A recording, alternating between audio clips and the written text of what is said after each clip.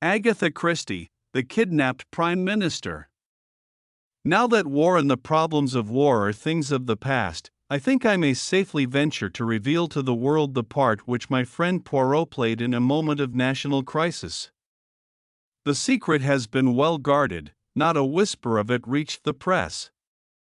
But now that the need for secrecy has gone by, I feel it is only just that England should know the debt it owes to my quaint little friend, whose marvelous brain so ably averted a great catastrophe. One evening after dinner, I will not particularize the date, it suffices to say that it was at the time when peace by negotiation was the parrot cry of England's enemies, my friend and I were sitting in his rooms. After being invalided out of the army, I had been given a recruiting job, and it had become my custom to drop in on Poirot in the evenings after dinner and talk with him of any cases of interest that he might have on hand. I was attempting to discuss with him the sensational news of that day, no less than an attempted assassination of Mr. David McAdam, England's Prime Minister. The account in the papers had evidently been carefully censored. No details were given save that the Prime Minister had had a marvelous escape, the bullet just grazing his cheek. I considered that our police must have been shamefully careless for such an outrage to be possible. I could well understand that the German agents in England would be willing to risk much for such an achievement. Fighting Mac, as his own party had nicknamed him, had strenuously and unequivocally combated the pacifist influence which was becoming so prevalent. He was more than England's Prime Minister, he was England, and to have removed him from his sphere of influence would have been a crushing and paralyzing blow to Britain. Poirot was busy mopping a grey suit with a minute sponge. Never was there a dandy such as Hercule Poirot. Neatness and order were his passion. Now, with the odor of benzene filling the air, he was quite unable to give me his full attention. In a little minute I am with you, my friend. I have all but finished the spot of grease. He is not good. I remove him, so he waved his sponge. I smiled as I lit another cigarette. Anything interesting on? I inquired after a minute or two. I assist a, how do you call it? Charwoman to find her husband. A difficult affair needing tact, for I have a little idea that when he is found, he will not be pleased. What would you? For my part, I sympathize with him. He was a man of discrimination to lose himself. I laughed. At last, the spot of grease, he is gone. I am at your disposal. I was asking you what you thought of this attempt to assassinate Madame Montfontage. I replied, Poirot, replied Poirot promptly, one can hardly take it seriously. To fire with the rifle never does it succeed. It is a device of the past, it was very near succeeding this time, I reminded him. Poirot shook his head impatiently. He was about to reply when the landlady thrust her head round the door and informed him that there were two gentlemen below who wanted to see him. They won't give their names, sir, but they say as it's very important, let them mount, said Poirot, carefully folding his grey trousers. In a few minutes, the two visitors were ushered in, and my heart gave a leap as in the foremost I recognized no less a personage than Lord Estair, leader of the House of Commons, whilst his companion, Mr. Bernard Dodge, was also a member of the War Cabinet and, as I knew, a close personal friend of the Prime Minister. Monsieur Poirot, said Lord Estair interrogatively. My friend bowed. The great man looked at me and hesitated. My business is private, you may speak freely. Before Captain Hastings said, my friend, nodding to me to remain, he has not all the gifts. No, but I answer for his discretion. Lord Estair still hesitated, but Mr. Dodge broke in abruptly, oh, come on, don't let's beat about the bush. As far as I can see, the whole of England will know the hole we're in soon enough. Time's everything. Pray be seated, murmured Poirot politely. Will you take the big chair, me lord? Lord Estire started slightly. You know me? Poirot smiled. Certainly. I read the little papers with the pictures. How should I not know you? Mr. Poirot, I have come to consult you upon a matter of the most vital urgency. I must ask for absolute secrecy. You have the word of Hercule Poirot. I can say no more, said my friend grandiloquently. It concerns the Prime Minister. We are in grave trouble. We're up a tree, interposed Mr. Dodge. The injury is serious then? I asked. What injury? The bullet wound? Oh, that, cried Mr. Dodge contemptuously.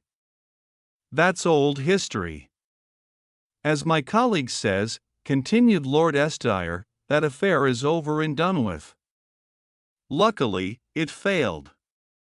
I wish I could say as much for the second attempt.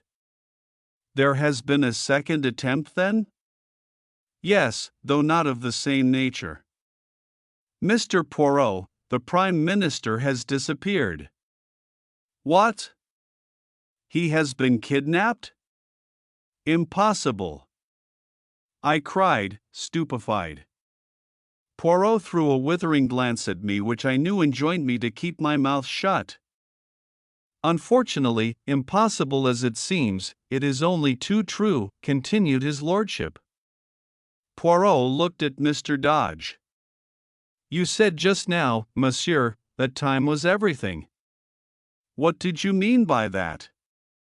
The two men exchanged glances, and then Lord Estire said, You have heard, Mr. Poirot, of the approaching Allied conference?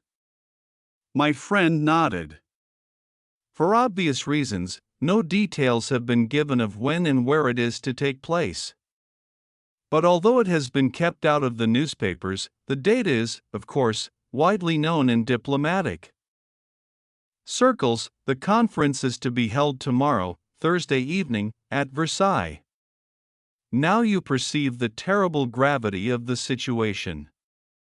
I will not conceal from you that the Prime Minister's presence at the conference is a vital necessity. The pacifist propaganda started and maintained by the German agents in our midst has been very active. It is the universal opinion that the turning point of the conference will be the strong personality of the Prime Minister.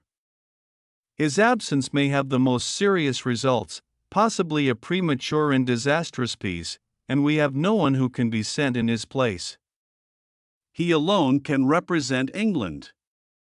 Pooh's face had grown very grave. Then you regard the kidnapping of the Prime Minister as a direct attempt to prevent his being present at the conference? Most certainly I do. He was actually on his way to France at the time, and the conference is to be held at 9 o'clock tomorrow night. Puo drew an enormous watch from his pocket.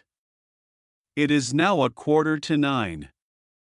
24 hours, said Mr. Dodge thoughtfully. And a quarter, amended Puo. Do not forget the quarter, Muir. It may come in useful. Now for the details. The abduction, did it take place in England or in France? In France. Mr. McAdam crossed to France this morning. He was to stay tonight as the guest of the Commander-in-Chief, proceeding tomorrow to Paris. He was conveyed across the Channel by destroyer. At Boulogne, he was met by a car from General Headquarters and one of the Commander-in-Chief's ADCs. Ian? Well, they started from Boulogne. But they never arrived. What, Muir? Puo, it was a bogus car and a bogus ADC. The real car was found in a side road with the chauffeur and the ADC neatly gagged and bound, and the bogus car is still at large. Puo made a gesture of impatience. Incredible! Surely it cannot escape attention for long, so we thought it seemed merely a question of searching thoroughly. That part of France is under military law. We were convinced that the car could not go long unnoticed. The French police, our own Scotland Yard men, and the military are straining every nerve. It is, as you say, incredible, but nothing has been discovered. At that moment, a tap came at the door, and a young officer entered with a heavily sealed envelope, which he handed to Lord Estier. Just through from France, sir. I brought it on here as you directed. The minister tore it open eagerly and uttered an exclamation. The officer withdrew. Here is news at last. This telegram has just been decoded. They have found the second car. Also, the secretary, Daniels, chloroformed, gagged, and bound in an abandoned farm near sea. He remembers nothing except something being pressed against his mouth and nose from behind and struggling to free himself. The police are satisfied as to the genuineness of his statement, and they have found nothing else. No, not the Prime Minister's dead body. Then there is hope. But it is strange. Why, after trying to shoot him this morning, are they now taking so much trouble to keep him alive? Dodge shook his head. One thing's quite certain. They are determined at all costs to prevent his attending the conference. If it is humanly possible, the Prime Minister shall be there. God grant it is not too late. Now, Neeser, recount to me everything from the beginning. I must know about this shooting affair as well. Last night, the Prime Minister, accompanied by one of his secretaries, Captain Daniels. The same who accompanied him to France? Yes. As I was saying, they motored down to Windsor where the Prime Minister was granted an audience early this morning. He returned to town, and it was on the way that the attempted assassination took place. One moment, if you please. Who is this Captain Daniels? You have his dossier? Lord Estier smiled. I thought you would ask me that. We do not know very much of him. He is of no particular family. He has served in the English army and is an extremely able secretary, being an exceptionally fine linguist. I believe he speaks 7 languages. It is for that reason that the Prime Minister chose him to accompany him to France. Has he any relatives in England? 2. A Mrs. Everard, who lives at Hampstead, and a Miss Daniels, who lives near Ascot. Ascot, that is near to Windsor, is it not? That point has not been overlooked, but it has led to nothing. You regard Captain Daniels, then, as above suspicion? A shade of bitterness crept into Lord Estier's voice as he replied, no more, perhaps, in these days. I should hesitate before I pronounced anyone above suspicion. Trine, now I understand, my lord, that the Prime Minister would, as a matter of course, be under vigilant police protection, which ought to render any assault upon him an impossibility. Lord Estier bowed his head. That is so. The Prime Minister's car was closely followed by another car containing detectives in plain clothes. Mr. McAdam knew nothing of these precautions. He is personally a most fearless man and would be inclined to sweep them away arbitrarily, but naturally, the police make their own arrangements. In fact, the Premier's chauffeur, O'Murphy, is a seaman. O'Murphy, that is a name of Ireland, is it not so? Yes, he is an Irishman. From what part of Ireland? County Clare, I believe. Tens, but proceed, my lord. The Premier started for London. The car was a closed one. He and Captain Daniels sat inside. The second car followed as usual, but unluckily for some unknown reason the Prime Minister's car deviated from the main road at a point where the road curves. Interrupted Plow, yes, but how did you know? Ohid continued, for some unknown reason, Lord Astir, the Premier's car left the main road. The police car, unaware of the deviation, continued to keep to the high road. At a short distance down the unfrequented lane, the Prime Minister's car was suddenly held up by a band of masked men. The chauffeur, that brave O'Murphy, murmured Plow thoughtfully. The chauffeur, momentarily taken aback, jammed on the brakes. The Prime Minister put his head out of the window. Instantly, a shot rang out, then another. The first one grazed his cheek. The second, fortunately, went wide. The chauffeur, now realizing the danger, instantly forged straight ahead, scattering the band of men. A near escape. I ejaculated with a shiver. Mr. McAdam refused to make any fuss over the slight wound he had received. He declared it was only a scratch. He stopped at a local cottage hospital where it was dressed and bound up. He did not, of course, reveal his identity. He then drove as per schedule straight to Charing Cross, where a special train for DOA was awaiting him. After a brief account of what had happened had been given to the anxious police by Captain Daniels, he duly departed for France. At DOA, he went on board the waiting destroyer at Bologna.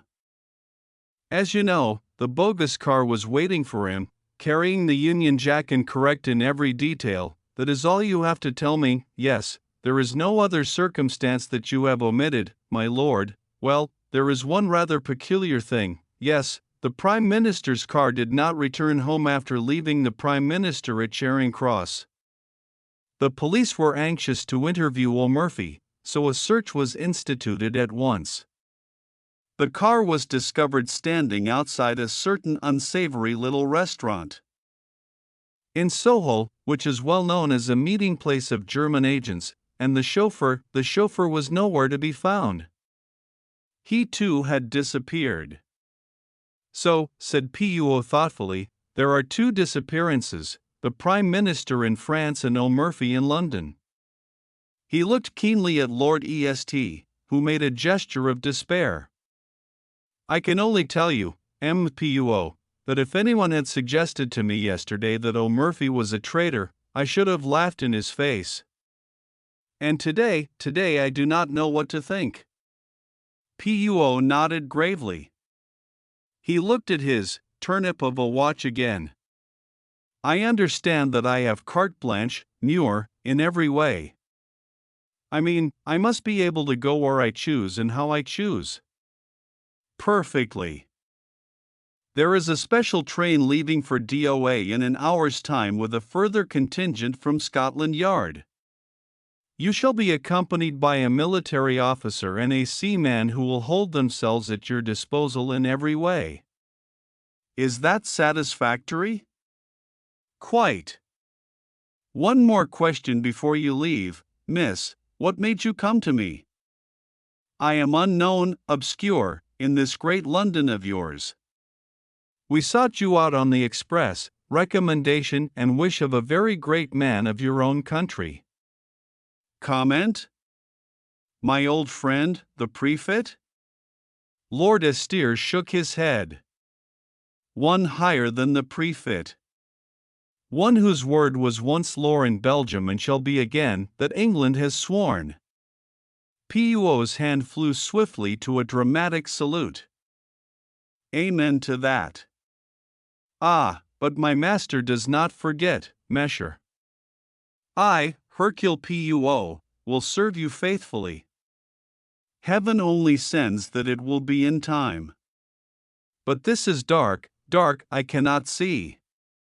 Well, Puo, I cried impatiently as the door closed behind the ministers, what do you think? My friend was busy packing a minute suitcase with quick, deft movements. He shook his head thoughtfully. I do not know what to think. My brains desert me. Why, as you said, kidnap him when? A knock on the head would do as well, I mused. Pardon me, mon ami, but I did not quite say that. It is undoubtedly far more their affair to kidnap him. But why? Because uncertainty creates panic, that is one reason. Were the Prime Minister dead, it would be a terrible calamity, but the situation would have to be faced. But now you have paralysis. Will the Prime Minister reappear or will he not? Is he dead or alive? Nobody knows, and until they know, nothing definite can be done. And as I tell you, uncertainty breeds panic, which is what less bosses are playing for. For then again, if the kidnappers are holding him secretly somewhere, they have the advantage of being able to make terms with both sides. The German government is not a liberal paymaster as a rule, but no doubt they can be made to disgorge substantial remittances in such a case as this. Thirdly, they run no risk of the hangman's rope. Oh, decidedly, kidnapping is their affair. Then if that is so, why should they first try to shoot him? Poirot made a gesture of anger. Ah, that is just what I do not understand. It is inexplicable. Stupid. They have all their arrangements made, and very good arrangements too, for the abduction, and yet they imperil the whole affair by a melodramatic attack worthy of a cinema and quite as unreal. It is almost impossible to believe in it, with its band of masked men not 20 m from London. Perhaps they were two quite separate attempts which happened irrespective of each other, I suggested. Ah no, that would be too much of a coincidence. Then further, who is the traitor? There must have been a traitor in the first affair anyway. But who was it? Daniels or O'Murphy? It must have been one of the two. Or why did the car leave the main road? We cannot suppose that the Prime Minister connived at his own assassination. Did O'Murphy take that turning of his own accord, or was it Daniels who told him to do so? Surely it must have been O'Murphy's doing, yes, because if it was Daniels's, the Prime Minister would have heard the order and would have asked the reason. But there are altogether too many whys in this affair, and they contradict each other. If O'Murphy is an honest man, why did he leave the main road? But if he was a dishonest man, why did he start the car again when only 2 shots had been fired, thereby in all probability saving the Prime Minister's life? And again, if he was honest, why did he, immediately on leaving Charing Cross, drive to a well-known rendezvous of German spies? It looks bad. I said. Let us look at the case with method. What have we for and against these 2 men? Take O'Murphy first. Against, that his conduct in leaving the main road was suspicious, that he is an Irishman from County Clare, that he has disappeared in a highly suggestive manner. For, that his promptness in restarting the car saved the Premier's life, that he is a Scotland Yard man and obviously, from the post allotted to him, a trusted detective. Now for Daniels. There is not much against him except the fact that nothing is known of his antecedents and that he speaks too many languages for a good Englishman. Pardon me, mon ami, but as linguists, you are deplorable. Now for him, we have the fact that he was found gagged, bound, and chloroformed, which does not look as though he had anything to do with the matter. He might have gagged and bound himself to divert suspicion. Puo shook his head. The French police would make no mistake of that kind. Besides, once he had attained his object and the Prime Minister was safely abducted, there would not be much point in his remaining behind his accomplices. Could have gagged and chloroformed him, of course, but I fail to see what object they hope to accomplish by it. He can be of little use to them now, for until the circumstances concerning the Prime Minister have been cleared up, he is bound to be closely watched. Perhaps he hoped to start the police on a false scent. Then why did he not do so? He merely says that something was pressed over his nose and mouth and that he remembers nothing more. There is no false scent there. It sounds remarkably like the truth. Well, I said, glancing at the clock, I suppose we'd better start for the station. You may find more clues in France. Possibly, mon ami, but I doubt it. It is still incredible to me that the Prime Minister has not been discovered in that limited area where the difficulty of concealing him must be tremendous. If the military and the police of two countries have not found him, how shall I? At Charing Cross, we were met by Mr. Dodge. This is Detective Barnes of Scotland Yard and Major Norman. They will hold themselves entirely at your disposal. Good luck to you. It's a bad business, but I've not given up hope. Must be off now, and the minister strode rapidly away. We chatted in a desultory fashion with Major Norman. In the center of the little group of men on the platform, I recognized a little ferret-faced fellow talking to a tall fair man. He was an old acquaintance of Poirot, a detective inspector supposed to be one of the smartest of Scotland Yard's officers. He came over and greeted my friend cheerfully. I heard you were on this job too. Smart bit of work so far. They've got away with the goods all right, but I can't believe they can keep him hidden long. Our people are going through France with a tooth comb. So are the French. I can't help feeling it's only a matter of hours now, that is, if he's still alive. Remarked the tall detective gloomily. Jap's face fell. Yes, but somehow I've got the feeling he's alive all right. Poirot nodded. Yes, he's alive. But can he be found in time? I, like you, did not believe he could be hidden so long. The whistle blew, and we all trooped up into the Pullman car.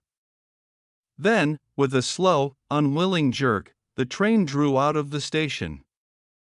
It was a curious journey. The Scotland Yard men crowded together, maps of northern France were spread out, and eager forefingers traced the lines of roads and villages. Each man had his own pet theory. Poirot showed none of his usual loquacity but sat staring in front of him with an expression on his face that reminded me of a puzzled child. I talked to Norman, whom I found quite an amusing fellow. On arriving at Dover, Poirot's behavior moved me to intense amusement. The little man, as he went on board the boat, clutched desperately at my arm. The wind was blowing lustily. Ah, he murmured, this is terrible. Have courage, Poirot, I cried. You will succeed. You will find him, I am sure of it. Ah, mon ami, you mistake my emotion. It is this villainous sea that troubles me. The mal de mer, it is horrible suffering. Oh, I said, rather taken aback. The first throb of the engines was felt, and Poirot groaned and closed his eyes. Major Norman has a map of northern France if you would like to study it. Poirot shook his head impatiently. But no. Leave me, my friend. See you, to think the stomach and the brain must be in harmony. Norman has a method most excellent for averting the mal de mer. You breathe in and out slowly, so, turning the head from left to right and counting 6 between each breath. I left him to his gymnastic endeavors and went on deck. As we came slowly into Boulogne harbor, Poirot appeared, neat and smiling, and announced to me in a whisper that Norman's system had succeeded marvelously. Jap's forefinger was still tracing imaginary routes on his map. Nonsense. The car started from Boulogne, here they branched off. Now, my idea is that they transferred the Prime Minister to another car. See? Well, said the tall detective, I shall make for the seaports. 10 to 1 they've smuggled him on board a ship. He shook his head. Too obvious. The order went out at once to close all the ports. The day was just breaking as we landed. Major Norman touched Poirot on the arm. There's a military car here waiting for you, sir.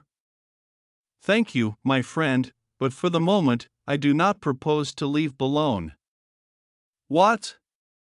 No. We will enter this hotel here. By the key, he suited the action to the word. Demanded, and was accorded a private room. We three followed him, puzzled and uncomprehending. He shot a quick glance at us. It is not so that the good detective should act, eh? I perceive your thought. He must be full of energy. He must rush to and fro. He should prostrate himself on the dusty road and seek the marks of tires through a little glass. He must gather up the cigarette end, the fallen match. That is your idea, is it not? His eyes challenged us. But I, Poirot, tell you that it is not so. The true clues are within here. He tapped his forehead. See you, I need not have left London. It would have been sufficient for me to sit quietly in my rooms there. All that matters is the little grey cells within. Secretly and silently, they do their part until suddenly I call for a map, and I lay my finger on a spot, and I say, the Prime Minister is there, and it is so. With method and logic, one can accomplish anything. This frantic rushing to France was a mistake. It is playing a child's game of hide and seek. But now, though it may be too late, I will set to work the right way, from within. Silence, my friends, I beg of you.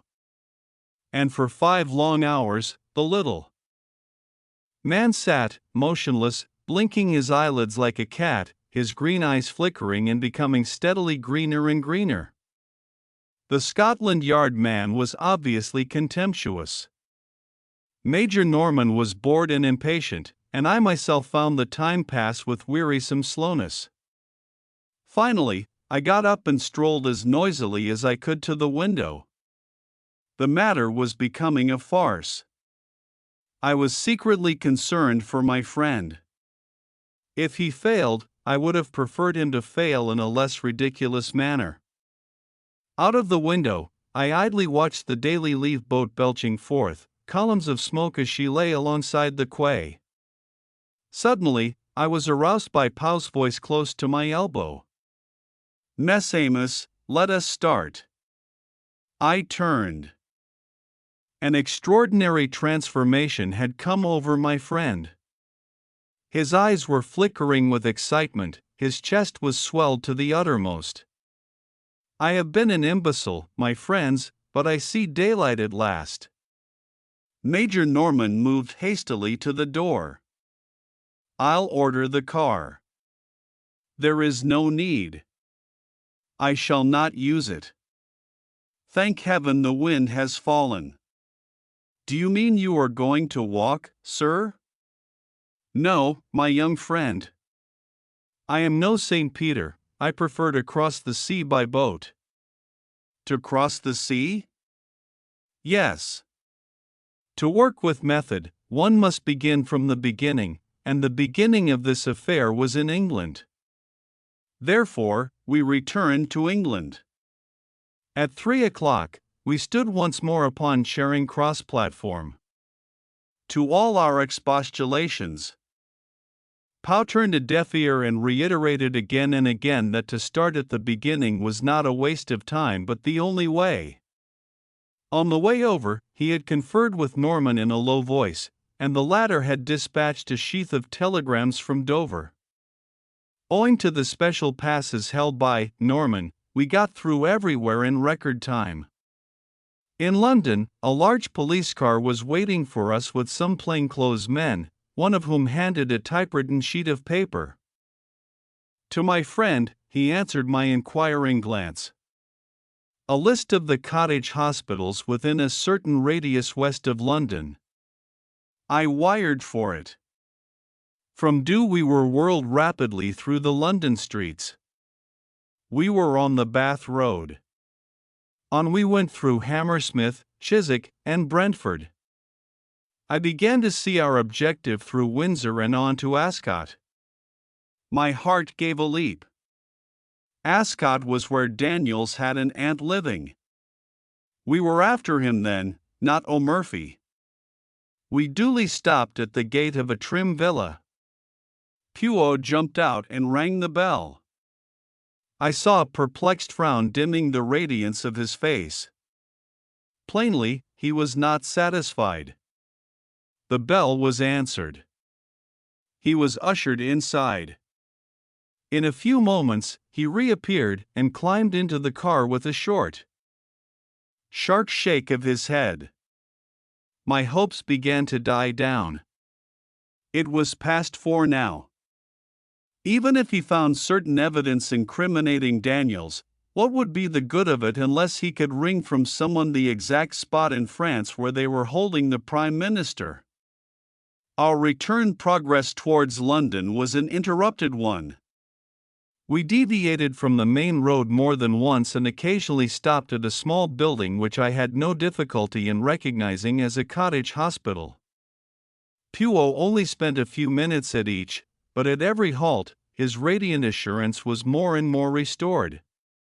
He whispered something to Norman, to which the latter replied, "Yes, if you turn off to the left, you will find them waiting by the bridge." We turned up a side road, and in the failing light, I discerned a second car waiting by the side of the road. It contained 2 men in plain clothes. Puo got down and spoke to them, and then we started off in a northerly direction, the other car following close behind. We drove for some time, our objective being obviously one of the northern suburbs of London. Finally, we drove up to the front door of a tall house standing a little back from the road in its own grounds.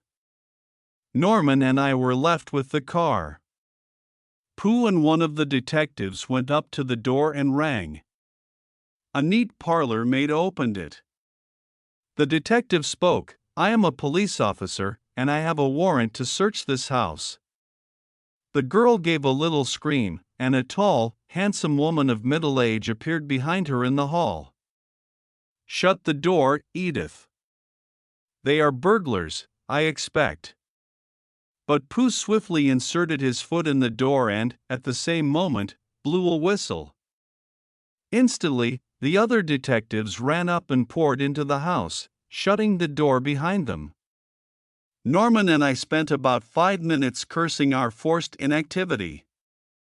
Finally, the door reopened, and the men emerged escorting 3 prisoners, a woman and 2 men. The woman and one of the men were taken to the second car. The other man was placed in our car by Pooh himself. "I must go with the others, my friend, but have great care of this gentleman." "You do not know him?" "No."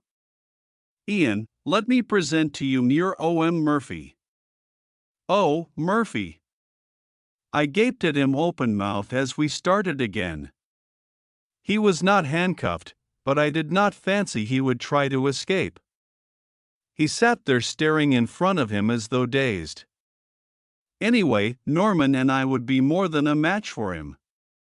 To my surprise, we still kept a northerly route. We were not returning to London then? I was much puzzled.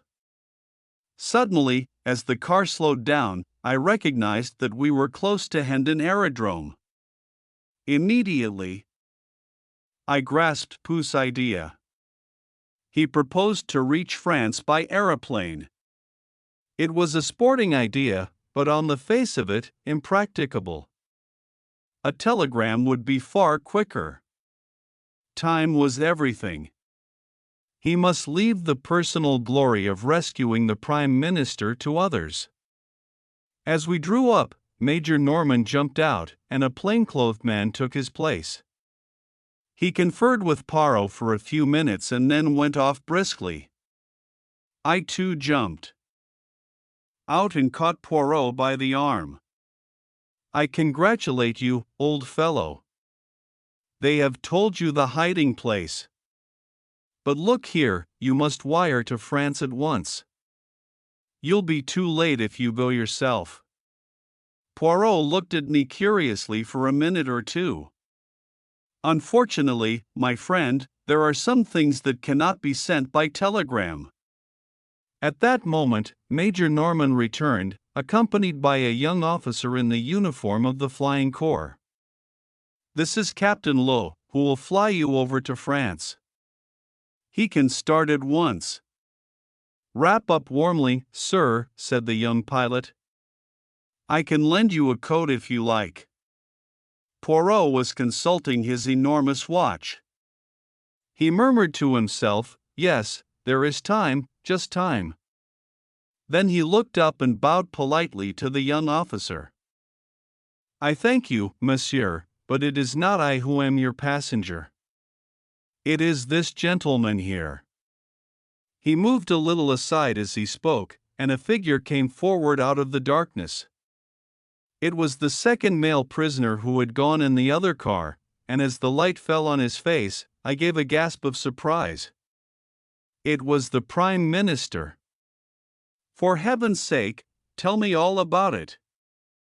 I cried impatiently as Poirot, Norman, and I motored back to London. How in the world did they manage to smuggle him back to England? There was no need to smuggle him back, replied Poirot dryly. The Prime Minister has never left England. He was kidnapped on his way from Windsor to London. What? I will make all clear.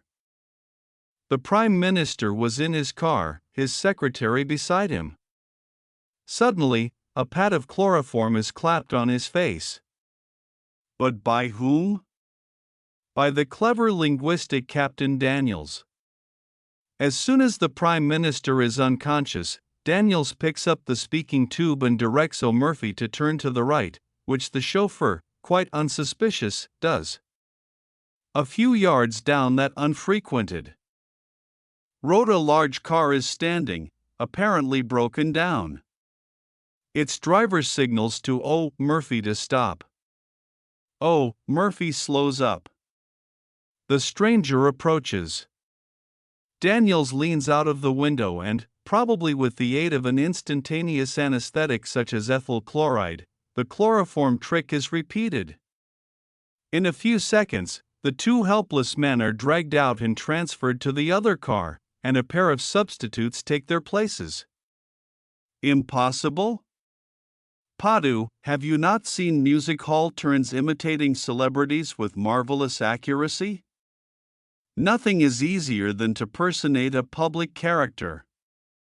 The Prime Minister of England is far easier to understudy than Mr. John Smith of Clapham, say. As for O'Murphy's double, no one was going to take much notice of him until after the departure of the Prime Minister, and by then he would have made himself scarce. He drives straight from Charing Cross to the meeting place of his friends. He goes in as O'Murphy, he emerges as someone quite different. O'Murphy has disappeared, leaving a conveniently suspicious trail behind him. But the man who personated the Prime Minister was seen by everyone. He was not seen by anyone who knew him privately or intimately, and Daniels shielded him from contact with anyone as much as possible. Moreover, his face was bandaged up, and anything unusual in his manner would be put down to the fact that he was suffering from shock as a result of the attempt upon his life. Mr. McAdam has a weak throat and always spares his voice as much as possible before any great speech. The deception was perfectly easy to keep up as far as France. There, it would be impracticable and impossible, so the Prime Minister disappears. The police of this country hurry across the channel, and no one bothers. To go into the details of the first attack to sustain the illusion that the abduction has taken place in France, Daniels is gagged and chloroformed in a convincing manner, and the man who has enacted the part of the Prime Minister rids himself of his disguise.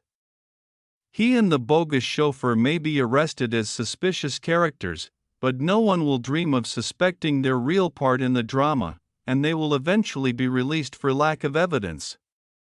And the real Prime Minister? He and O'Murphy were driven straight to the house of Mrs. Everard at Hampstead, Daniel's so-called aunt. In reality, she is Frau Barreth, and the police have been looking for her for some time. It is a valuable little present that I have made to them. To say nothing of Daniels. Ah, it was a clever plan, but he did not reckon on the cleverness of Hercule Poirot. I think my friend might well be excused his moment of vanity. When did you first begin to suspect the truth of the matter? When I began to work the right way from within. I could not make that shooting affair fit in, but when I saw that the net result of it was that the Prime Minister went to France with his face bound up, I began to comprehend. And when I visited all the cottage hospitals between Windsor and London and found that no one answering to my description had had his face bound up and dressed that morning, I was sure. After that, it was child's play for a mind like mine. The following morning, Poirot showed me a telegram he had just received. It had no place of origin and wasn't signed. It ran, "In time." Later in the day, the evening papers published an account of the Allied conference. They laid particular stress on the magnificent ovation accorded to Mr. David McAdam, whose inspiring speech had produced a deep and lasting impression. Agatha Christie, The Adventure of the Sinister Stranger. "It's been a darn dull day," said Tommy and yawned widely. "Nearly tea time," said Tuppence and also yawned. Business was not brisk in the International Detective Agency. The eagerly expected letter from the ham merchant had not arrived, and bona fide cases were not forthcoming. Albert, the office boy, entered with a sealed package which he laid on the table. "The mystery of the sealed packet," murmured Tommy. Did it contain the fabulous pearls of the Russian Grand Duchess, or was it an infernal machine destined to blow Blunt's brilliant detectives to pieces? "As a matter of fact," said Tuppence, tearing open the package, "it's my wedding present to Frances Haviland."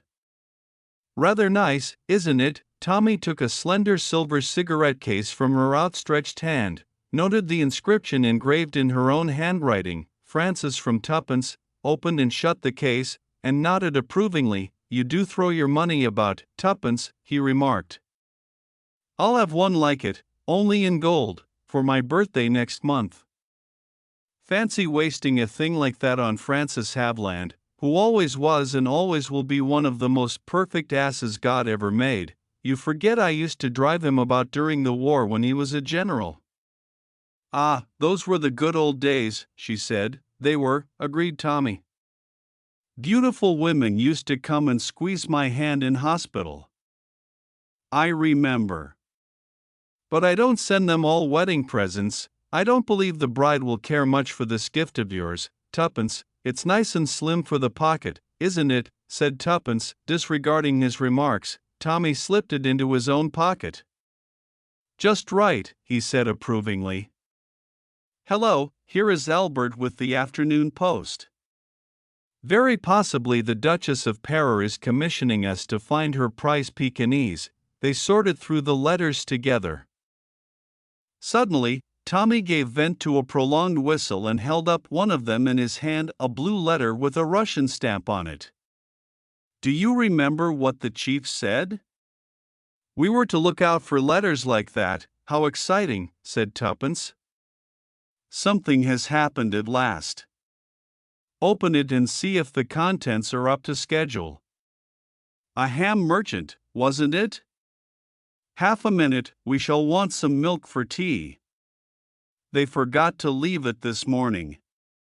I'll send Albert out for it. She returned from the outer office after dispatching Albert on his errand to find Tommy holding the blue sheet of paper in his hand.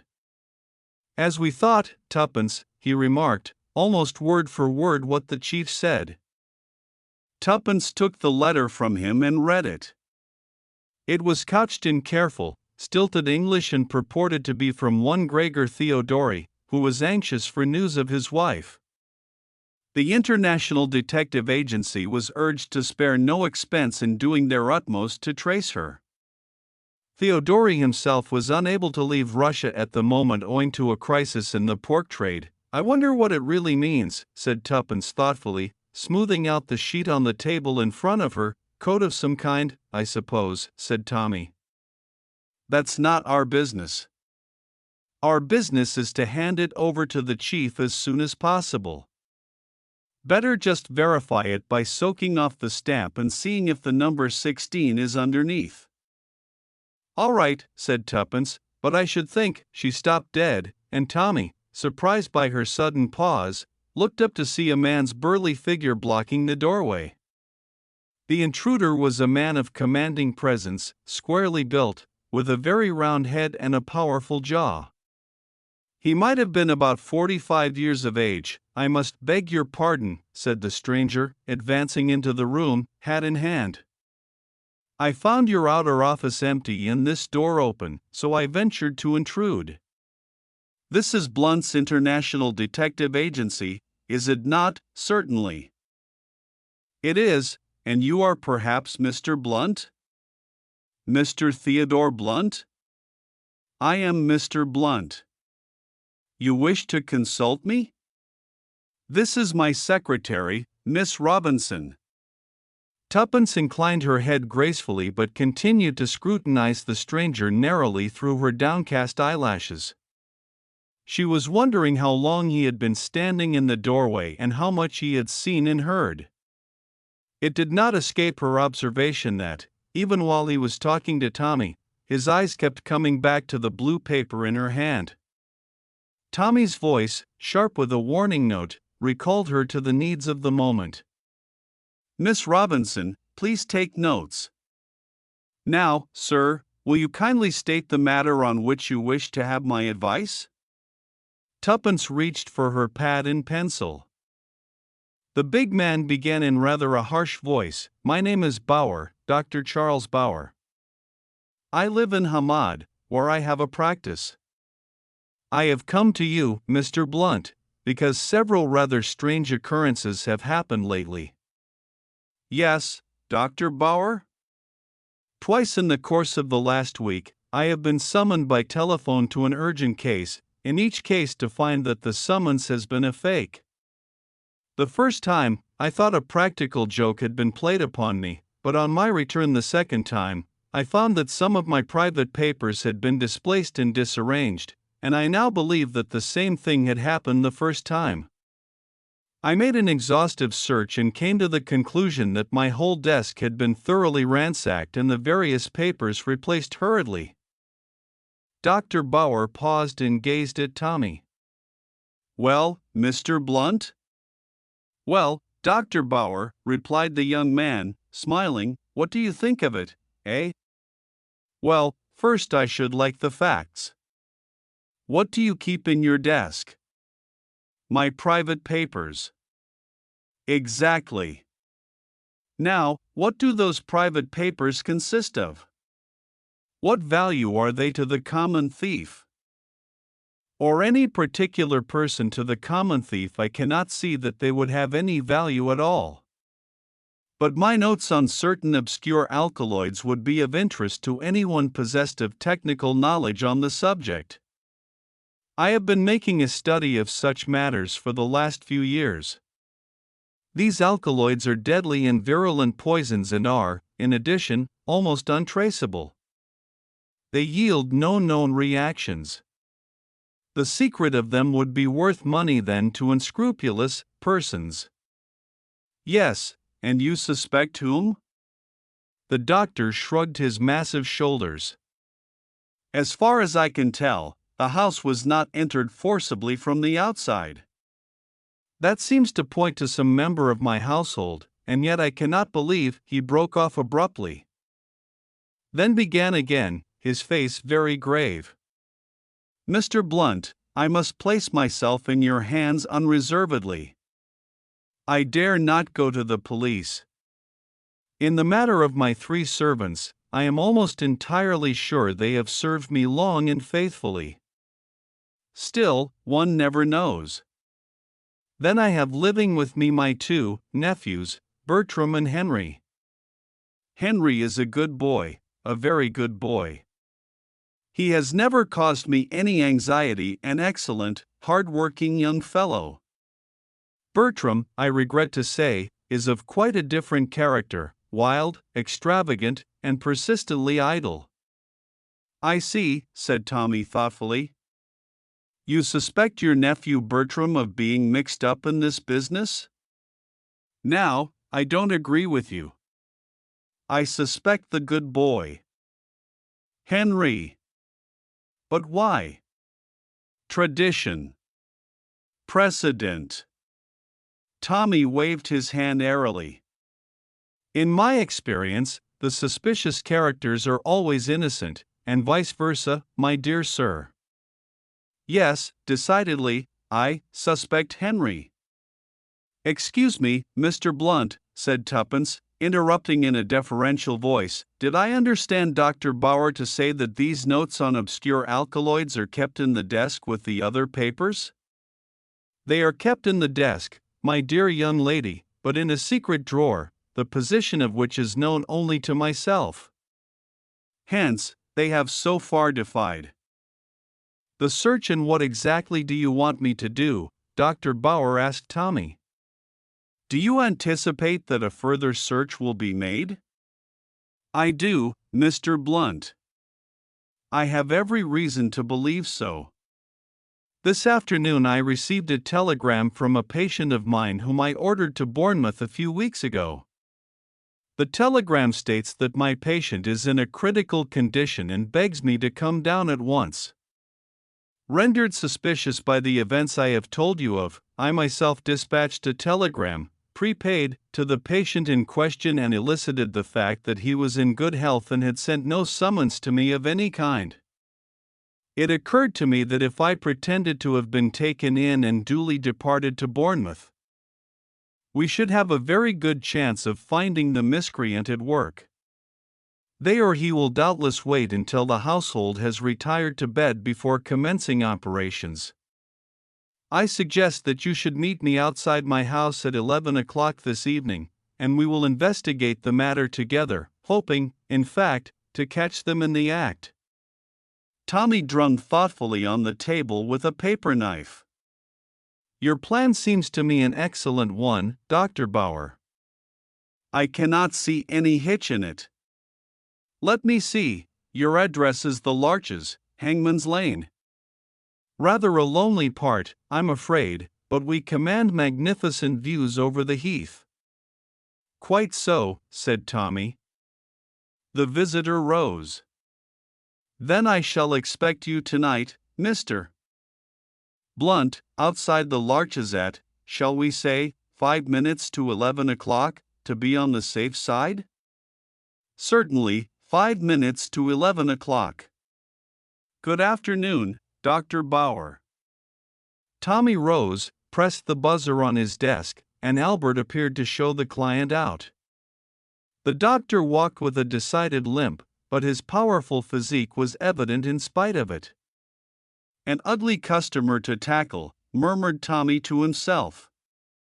Well, Tuppen, old girl, what do you think of it? I'll tell you in one word, said Tuppen. Clubfoot.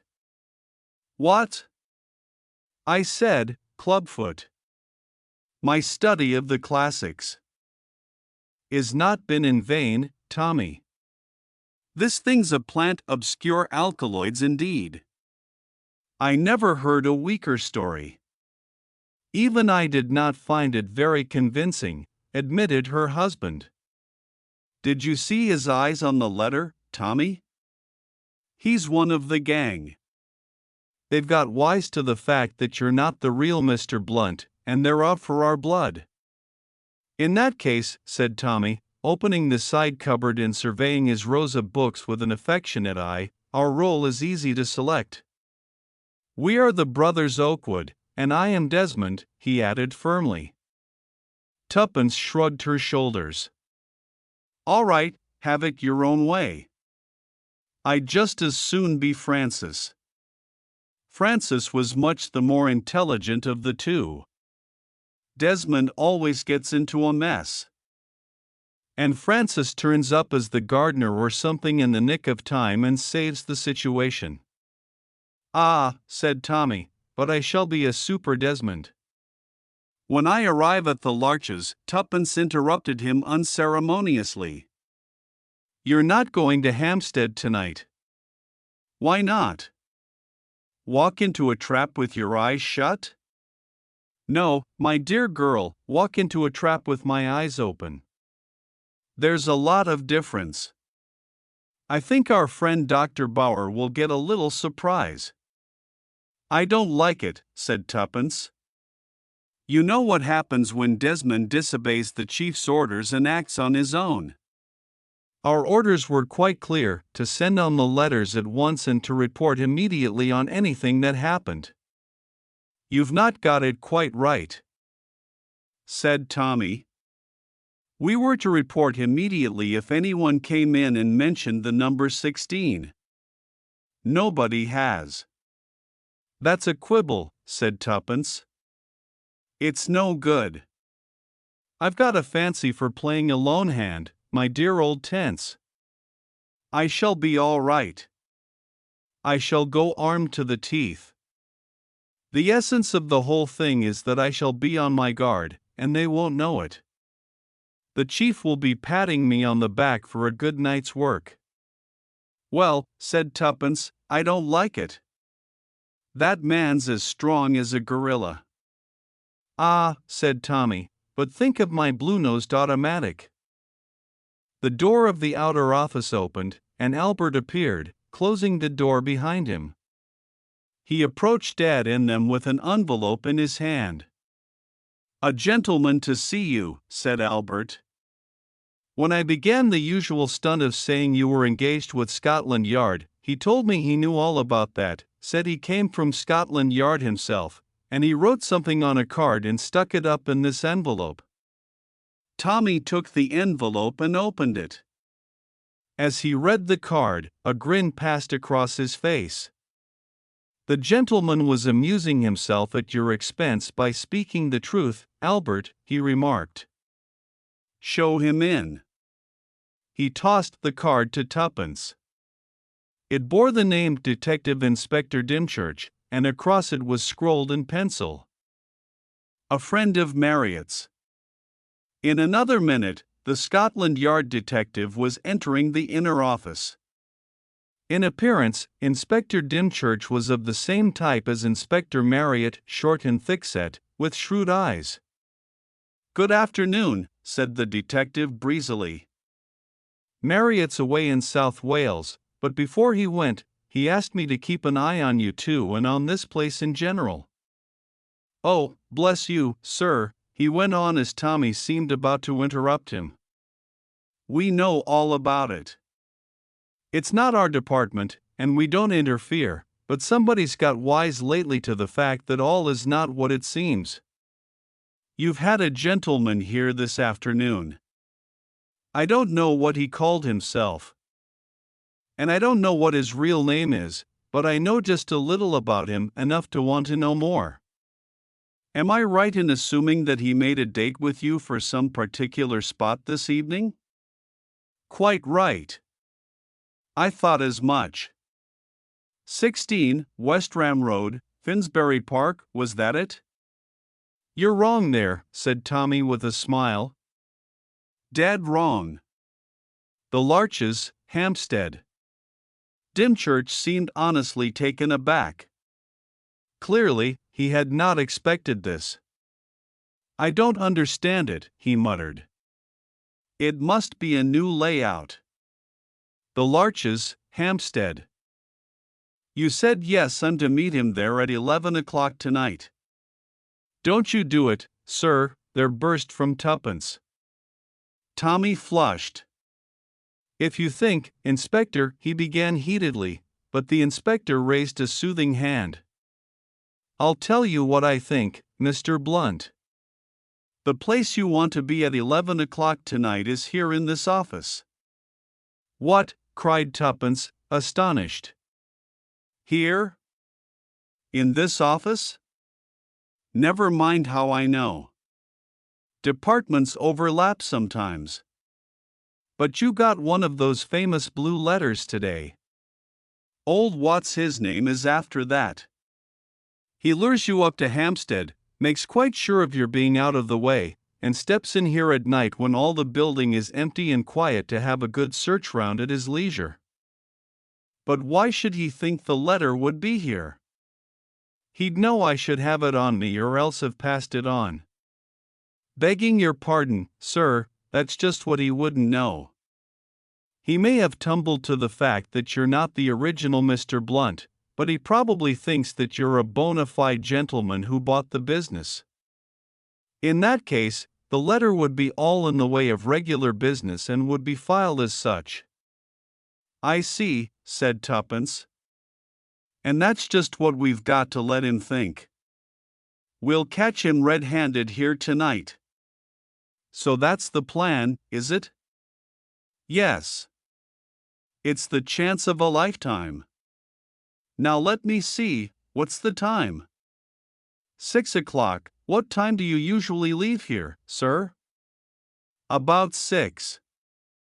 You must seem to leave the place as usual." "Actually, we'll sneak back to it as soon as possible. I don't believe they'll come here till about 11, but of course, they might. If you'll excuse me, I'll just go and take a look around outside and see if I can make out anyone watching the place." Dymchurch departed, and Tommy began an argument with Tuppence. It lasted some time and was heated and acrimonious.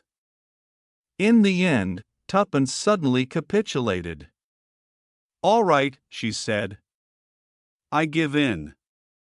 I'll go home and sit there like a good little girl, whilst you tackle crooks and nob with detectives, but you wait, young man, I'll be even with you yet for keeping me out of the fun." Dymchurch returned at that moment. "Coast seems clear enough," he said, "but you can't tell. Better seem to leave in the usual manner. They won't go on watching the place once you've gone." Tommy called Albert and gave him instructions to lock up. Then the four of them made their way to the garage nearby where the car was usually left. Tuppence drove, and Albert sat beside her. Tommy and the detective sat behind. Presently, they were held up by a block in the traffic. Tuppence looked over her shoulder and nodded. Tommy and the detective opened the right-hand door and stepped out into the middle of Oxford Street. In a minute or two, Tuppence drove on. "Better not go in just yet," said Dymchurch as he and Tommy hurried into Hallam Street. "You got the key all right?" Tommy nodded. "Then what about a bite of dinner?" "It's early, but there's a little place here right opposite. We'll get a table by the window so that we can watch the place all the time." They had a very welcome little meal in the manner the detective had suggested. Tommy found Inspector Dymchurch quite an entertaining companion. Most of his official work had lain amongst international spies, and he had tales to tell which astonished his simple listener. They remained in the little restaurant until 8 o'clock when Dymchurch suggested a move. "It's quite dark now, sir," he explained. "We shall be able to slip in without anyone being the wiser." It was, as he said, quite dark. They crossed the road, looked quickly up and down the deserted street, and slipped inside the entrance. Then they mounted the stairs, and Tommy inserted his key in the lock of the outer office. Just as he did so, he heard, as he thought, Dymchurch whistle beside him. "What are you whistling for?" he asked. Sharply, "I didn't whistle," said Dymchurch, very much astonished. "I thought you did." "Well," someone began Tommy, he got no further. Strong arms seized him from behind, and before he could cry out, a pat of something sweet and sickly was pressed over his mouth and nose. He struggled valiantly, but in vain. The chloroform did its work. His head began to whirl, and the floor heaved up and down in front of him. Choking, he lost consciousness. He came to himself painfully but in full possession of his faculties. The chloroform had been only a whiff. They had kept him under long enough to force a gag into his mouth and ensure that he did not cry out when he came to himself. He was half lying, half sitting, propped against the wall in a corner of his own inner office. Two men were busily turning out the contents of the desk and ransacking the cupboards, and as they worked, they cursed freely. "Swell me, Governor," said the taller of the two. "Helly, we've turned the whole bloody place upside down and inside out. It's not there." "It must be here," snarled the other. "It isn't on him, and there's no other place it can be." As he spoke, he turned, and to Tommy's utter amazement, he saw that the last speaker was none other than Inspector Dymchurch. The latter grinned when he saw Tommy's astonished face. "So our young friend is awake again," he said, "and a little surprised?" "Yes, a little surprised. But it was so simple. We suspect that all is not as it should be with the International Detective Agency. I volunteer to find out if that is so or not. If the new Mr. Blunt is indeed a spy, he will be suspicious. So I send first my dear old friend Karl Bauer. Karl is told to act suspiciously and pitch an improbable tale. He does so, and then I appear on the scene. I use the name of Inspector Marriott to gain confidence. The rest is easy." He laughed.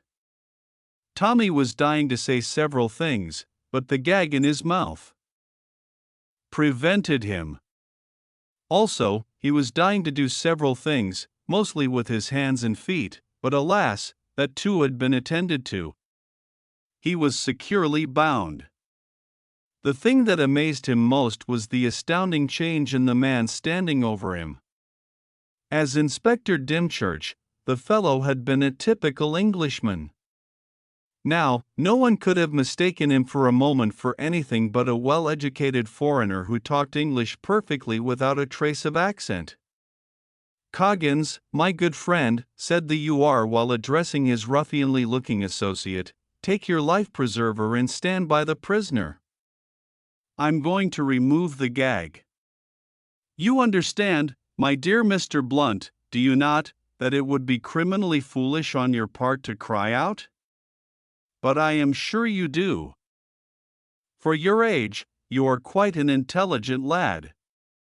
Very deftly, he removed the gag and stepped back.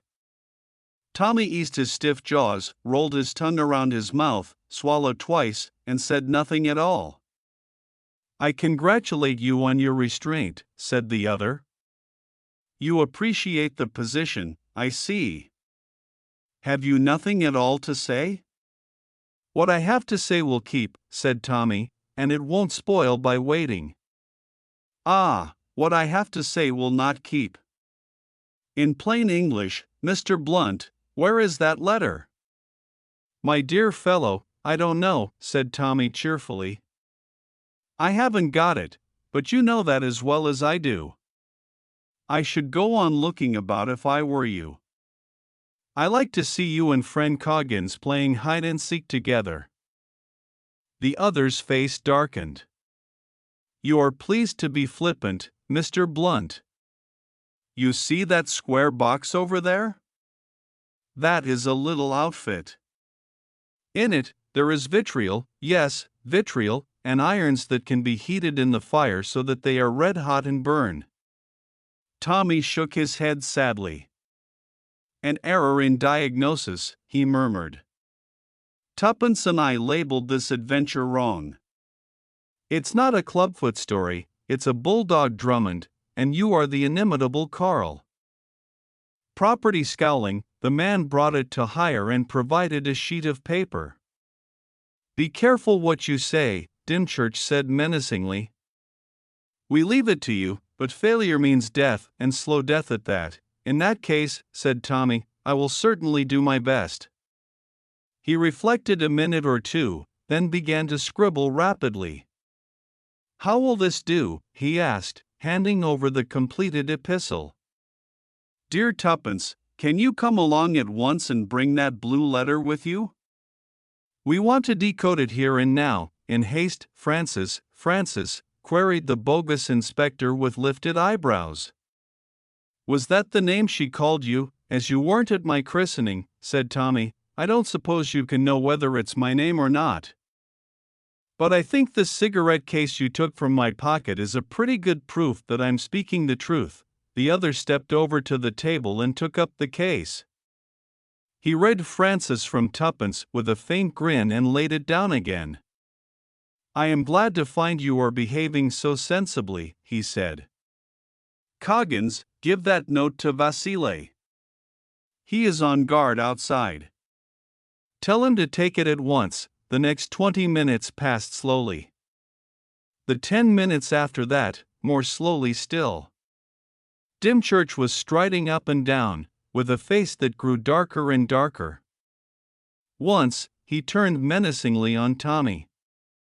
If you have dared to double-cross us, he growled, if we'd had a pack of cards here, we might have had a game of piquet to pass the time. Drawled Tommy. Women always keep one waiting. I hope you're not going to be unkind to little Tuppence when she comes. Oh no, said Dymchurch. We shall arrange for you to go to the same place together. Will you, you swine, said Tommy under his breath. Suddenly, there was a stir in the outer office. A man whom Tommy had not yet seen poked his head in and growled something in Russian. Good, said Dymchurch. She is coming, and coming alone. For a moment, a faint anxiety caught at Tommy's heart. The next minute, he heard Tuppence's voice. Oh, there you are, Inspector Dymchurch. I've brought the letter. Where is Francis? With the last words, she came through the door, and Vasile sprang on her from behind, clapping his hand over her mouth. Dymchurch tore the handbag from her grasp and turned over its contents in a frenzied search. Suddenly, he uttered an ejaculation of delight and held up a blue envelope with a Russian stamp on it. Coggins gave a hoarse shout, and just in that minute of triumph, the other door, the door into Tuppence's own office, opened noiselessly, and Inspector Marriott and two men armed with revolvers stepped into the room with the sharp command, "Hands up!" There was no fight. The others were taken at a hopeless disadvantage. Dymchurch's automatic lay on the table, and the two others were not armed. A very nice little haul, said Inspector Marriott with approval as he snapped on the last pair of handcuffs, and we'll have more as time goes on, I hope. White with rage, Dymchurch glared at Tuppence. You little devil, he snarled. It was you who put them on to us. It wasn't all my doing, I admit, said Tuppence. I ought to have guessed, when you brought in the number 16 this afternoon. But it was Tommy's note that clinched matters. I rang up Inspector Marriott, got Albert to meet him with the duplicate key of the office, and came along myself with the empty blue envelope in my bag. The letter I forwarded according to my instructions as soon as I had parted from you two this afternoon. But one word had caught the other's attention. Tommy, he queried. Tommy, who had just been released from his bonds, came towards them. "Well done, Brother Francis," he said to Tuppence, taking both her hands in his. "And to Dymchurch, as I told you, my dear fellow, you really ought to read the classics Agatha Christie, The Ambassador's Boots." My dear fellow," said Tuppence, and waved a heavily buttered muffin. Tommy looked at her for a minute or two, then a broad grin spread over his face and he murmured, "We do have to be so very careful." "That's right," said Tuppence, delighted. "You guessed. I am the famous Dr. Fortune, and you are Superintendent Bell." "Why are you being Reginald Fortune?" "Well, really because I feel like a lot of hot butter." "That is the pleasant side of it," said Tommy, "but there is another. You will have to examine horribly smashed faces and very extra dead bodies a good deal." In answer, Tuppence threw across a letter. Tommy's eyebrows rose in astonishment. "Randolph Wilmot, the American ambassador. I wonder what he wants. We shall know tomorrow at 11 o'clock, punctually to the time named." Mr. Randolph Wilmot, United States Ambassador to the Court of St. James, was ushered into Mr. Blunt's office. He cleared his throat and commenced speaking in a deliberate and characteristic manner. "I have come to you, Mr. Blunt. By the way, it is Mr. Blunt himself to whom I am speaking, is it not?" "Certainly," said Tommy. "I am Theodore Blunt, the head of the firm. I always prefer to deal with heads of departments," said Mr. Wilmot. "It is more satisfactory in every way. As I was about to say, Mr. Blunt, this business gets my goat. There's nothing in it to trouble Scotland Yard about. I'm not a penny the worse in any way, and it's probably all due to a simple mistake. But all the same, I don't see just how that mistake arose. There's nothing criminal in it, I dare say, but I'd like just to get the thing straightened out. It makes me mad not to see the why and wherefore of a thing." "Absolutely," said Tommy. Mr. Wilmot went on. He was slow and given to much detail. At last, Tommy managed to get a word in. "Quite so," he said. "The position is this: you arrived by the liner Nomadic a week ago. In some way, your kit bag and the kit bag of another gentleman, Mr. Ralph Westram, whose initials are the same as yours, got mixed up. You took Mr. Westram's kit bag." Or two, then a broad grin spread over his face and he murmured, "We do have to be so very careful." "That's right," said Tuppence, delighted. "You guessed. I am the famous Dr. Fortune, and you are Superintendent Bell." "Why are you being Reginald Fortune?" "Well, really because I feel like a lot of hot butter." "That is the pleasant side of it," said Tommy, "but there is another. You will have to examine horribly smashed faces and very extra dead bodies a good deal." In answer, Tuppence threw across a letter. Tommy's eyebrows rose in astonishment. "Randolph Wilmot, the American ambassador. I wonder what he wants. We shall know tomorrow at 11 o'clock, punctually to the time named." Mr. Randolph Wilmot, United States Ambassador to the Court of St. James, was ushered into Mr. Blunt's office. He cleared his throat and commenced speaking in a deliberate and characteristic manner. "I have come to you, Mr. Blunt. By the way, it is Mr. Blunt himself to whom I am speaking, is it not?" "Certainly," said Tommy. "I am Theodore Blunt, the head of the firm. I always prefer to deal with heads of departments," said Mr. Wilmot. "It is more satisfactory in every way. As I was about to say, Mr. Blunt, this business gets my goat. There's nothing in it to trouble Scotland Yard about. I'm not a penny the worse in any way, and it's probably all due to a simple mistake. But all the same, I don't see just how that mistake arose. There's nothing criminal in it, I dare say, but I'd like just to get the thing straightened out. It makes me mad not to see the why and wherefore of a thing." "Absolutely," said Tommy. Mr. Wilmot went on. He was slow and given to much detail. At last, Tommy managed to get a word in. "Quite so," he said. "The position is this: you arrived by the liner Nomadic a week ago.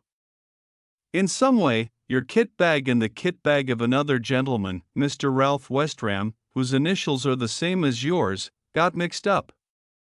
You took Mr. Westram's kit bag." "Yes," said Mr. Wilmot. "Boots odd, isn't it?" "You'll forgive my asking you," said Tommy, "but you didn't carry any secret papers or anything of that sort sewn in the lining of a boot or screwed into a false heel?" The ambassador seemed amused by the question. "Secret diplomacy hasn't got to that pitch, I hope." "Only in fiction," said Tommy with an answering smile and a slightly apologetic manner. "But you see, we've got to account for the thing somehow. Who came for the bag? The other bag, I mean. Supposed to be one of West's servants, quite a quiet ordinary man, so I understand. My valet saw nothing wrong with him. Had it been unpacked, do you know?" "That I can't say." "I presume not. But perhaps you'd like to ask the valet a few questions. He can tell you more than I can about the business." "I think that would be the best plan, Mr. Wilmot." The ambassador scribbled a few words on a card and handed it to Tommy. "I opine that you would prefer to go around to the embassy and make your inquiries there. If not, I will have the man, his name is Richards, by the way, sent around here." "No, thank you, Mr. Wilmot. I should prefer to go to the embassy." The ambassador rose, glancing at his watch. "Dear me, I shall be late for an appointment. Well, goodbye, Mr. Blunt. I leave the matter in your hands." He hurried away. Tommy looked at Tuppence, who had been scribbling demurely on her pad in the character of the efficient Miss Robinson. "What about it, old thing?" he asked. "Do you see, as the old bird put it, any rhyme or reason in the proceeding?" "None whatever," replied Tuppence cheerily. "Well, that's a start anyway. It shows that there is really something very deep at the back of it." "You think so?" "It's a generally accepted hypothesis. Remember Sherlock Holmes and the depth the butter had sunk into the parsley, I mean the other way around. I've always had a devouring wish to know all about that case. Perhaps Watson will disinter it from his notebook one of these days, then I shall die happy. But we must get busy." "Quite so," said Tuppence. "Not a quick man, the esteemed Wilmot, but sure." "She knows men," said Tommy. "Or do I say he knows men? It is so confusing when you assume the character of a male detective." "Oh, my dear fellow, my dear fellow. A little more action, Tuppence, and a little less repetition." "A classic phrase cannot be repeated too often," said Tuppence with dignity. "Have a muffin," said Tommy kindly. "Not at 11 o'clock in the morning, thank you." "Silly case, this boots, you know why boots?" "Well," said Tommy, "why not?" "It doesn't fit." "Boots?" She shook her head. "All wrong. Who wants other people's boots? The whole thing's mad." "Perhaps they got hold of the wrong bag," suggested Tommy. "That's possible, but if they were after papers, a dispatch case would be more likely." "Papers are the only things one thinks of in connection with ambassadors." "Boots suggest footprints," said Tommy thoughtfully. Do you think they wanted to lay a trail of Wilmot's footsteps somewhere?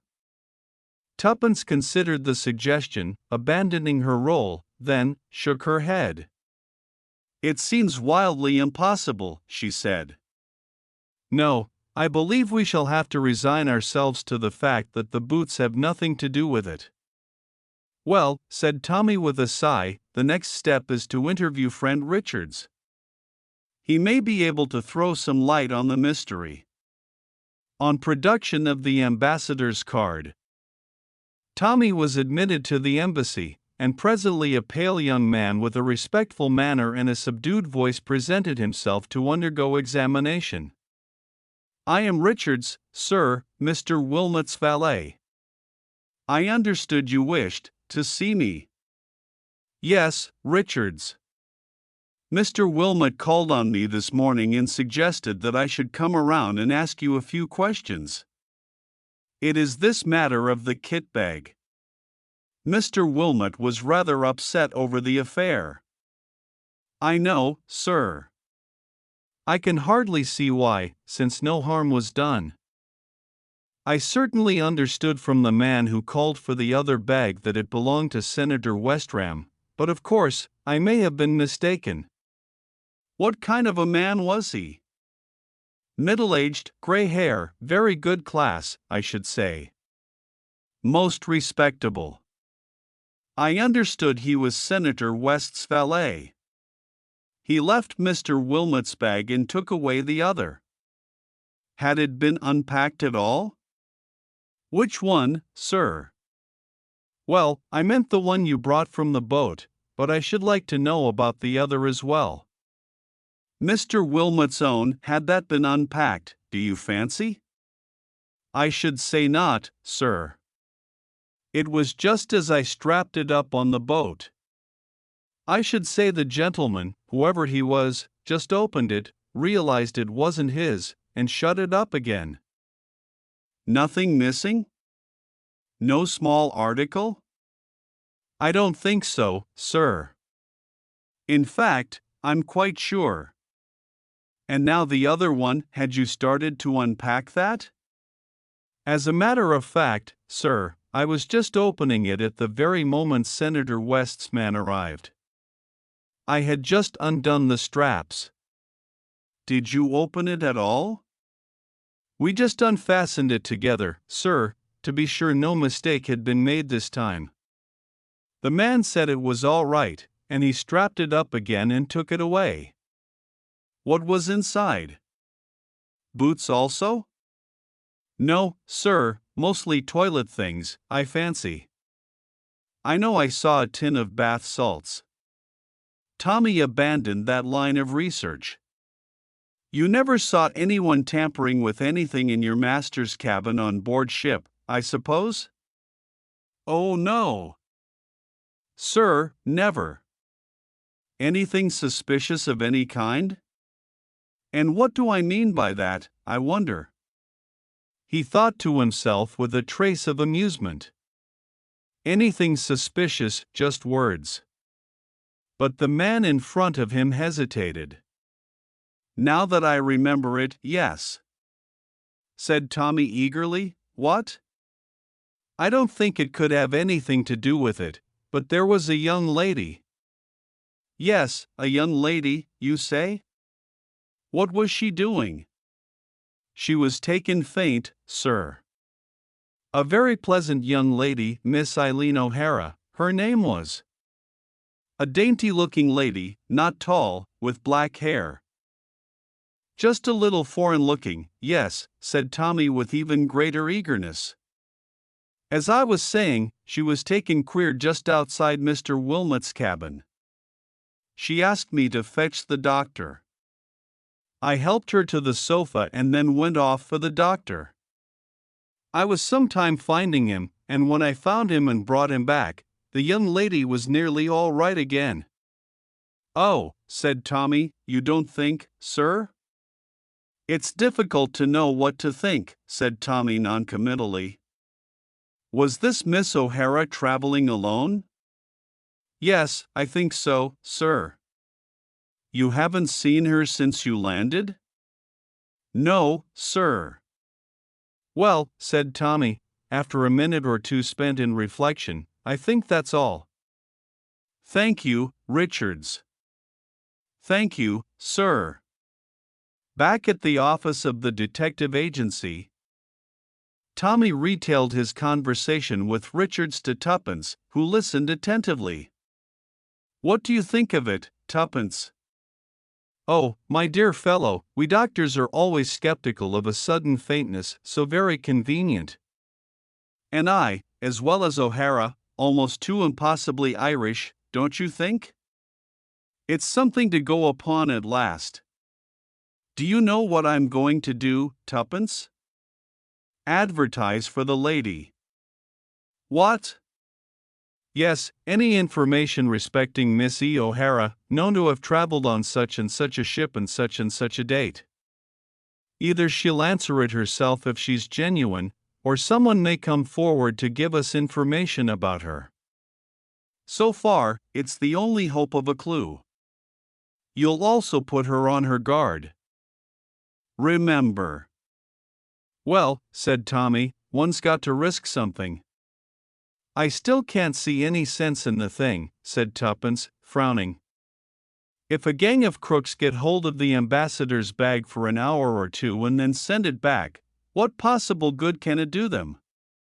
Unless there are papers in it they want a copy, and Mr. Wilmot swears there was nothing of the kind. Tommy stared at her thoughtfully. You put these things rather well, Tuppence, he said at last. You've given me an idea. It was 2 days later. Tuppence was out to lunch. Tommy, alone in the austere office of Mr. Theodore Blunt, was improving his mind by reading the latest sensational thriller. The door of the office opened, and Albert appeared. A young lady to see you, sir. Miss Cicely March. She says she has called in answer to an advertisement. Show her in at once, cried Tommy, thrusting his novel into a convenient drawer. In another minute, Albert had ushered in the young lady. Tommy had just time to see that she was fair-haired and extremely pretty when the amazing occurrence happened. The door through which Albert had just passed out was rudely burst open. In the doorway stood a picturesque figure, a big, dark man. Spanish in appearance, with a flaming red tie.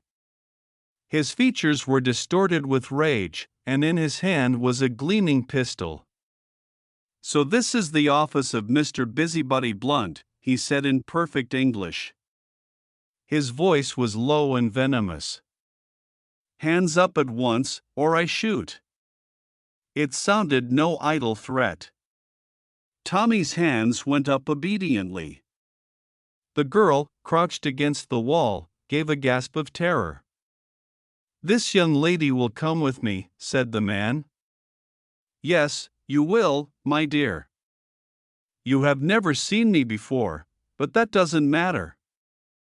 I can't have my plans ruined by a silly little chit like you. I seem to remember that you were one of the passengers on the Nomadic. You must have been peering into things that didn't concern you. But I have no intention of letting you blab any secrets to Mr. Blunt here, a very clever gentleman, Mr. Blunt, with his fancy advertisements. But as it happens, I keep an eye on the advertisement columns. That's how I got wise to his little game.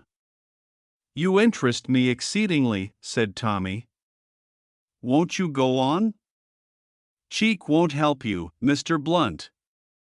From now on, you're a marked man. Give up this investigation and we'll leave you alone. Otherwise, God help you. Death comes swiftly to those who thwart our plans. Tommy did not reply. He was staring over the intruder's shoulder as though he saw a ghost. As a matter of fact, he was seeing something that caused him far more apprehension than any ghost could have done. Up to now, he had not given a thought to Albert as a factor in the game. He had taken for granted that Albert had already been dealt with by the mysterious stranger. If he had thought of him at all, it was as one lying stunned on the carpet in the outer office. He now saw that Albert had miraculously escaped the stranger's attention. But instead of rushing out to fetch a policeman in good, sound British fashion, Albert had elected to play a lone hand.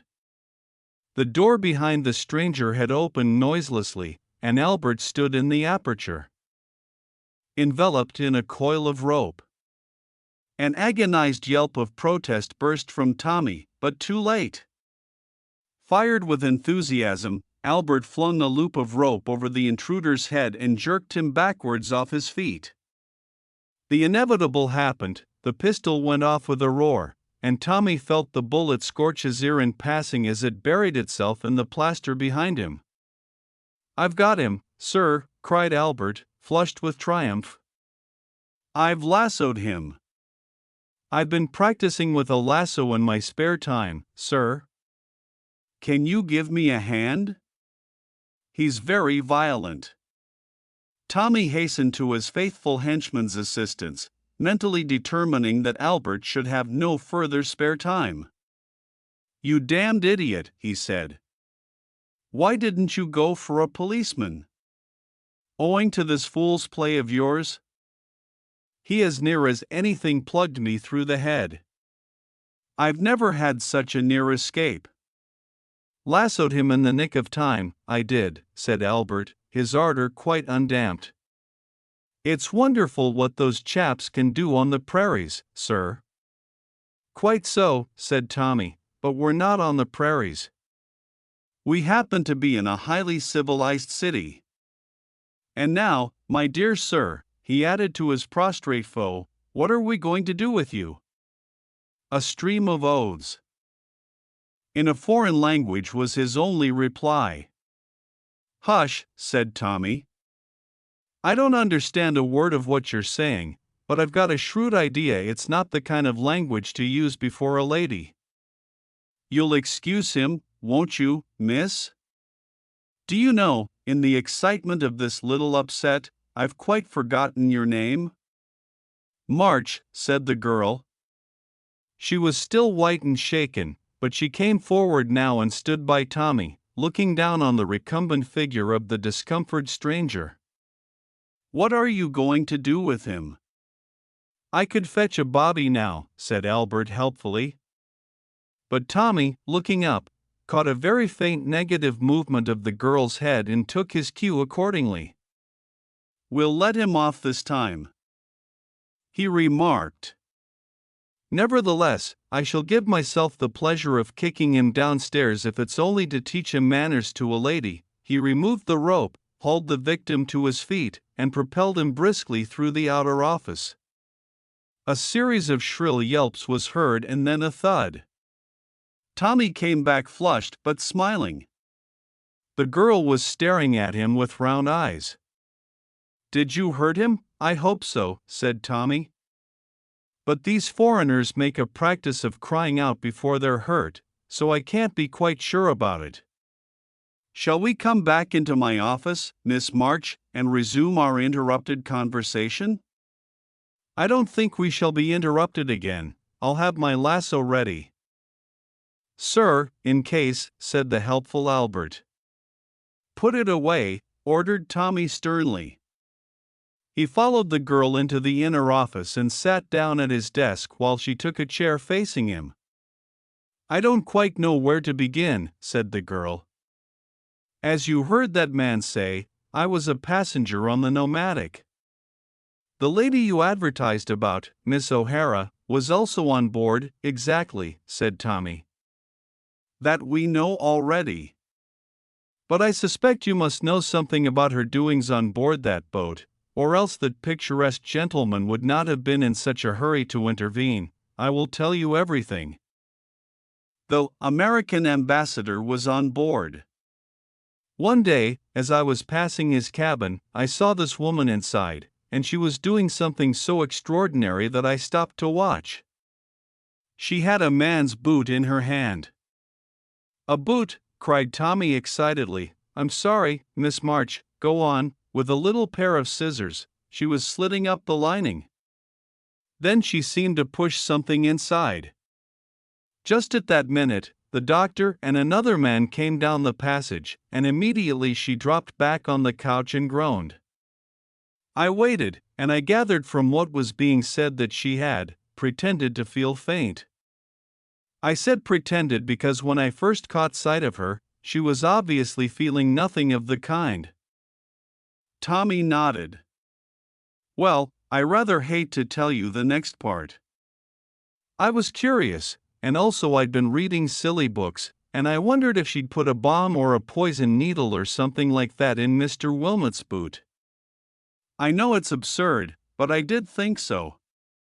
Anyway, next time I passed the empty cabin, I slipped in and examined the boot. I drew out from the lining a slip of paper. Just as I had it in my hand, I heard the steward coming and I hurried out so as not to be caught.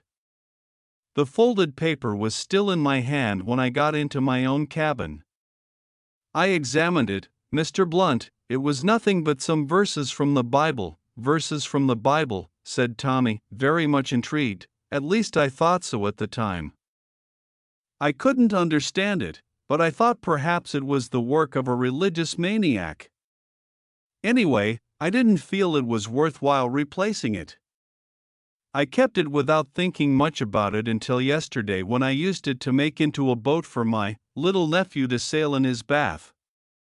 As the paper got wet, I saw a queer kind of design coming out all over it. I hastily took it out of the bath and smoothed it out flat.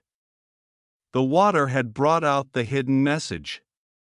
It was a kind of tracing and looked like the mouth of a harbor. Immediately after that, I read your advertisement. Tommy sprang from his chair.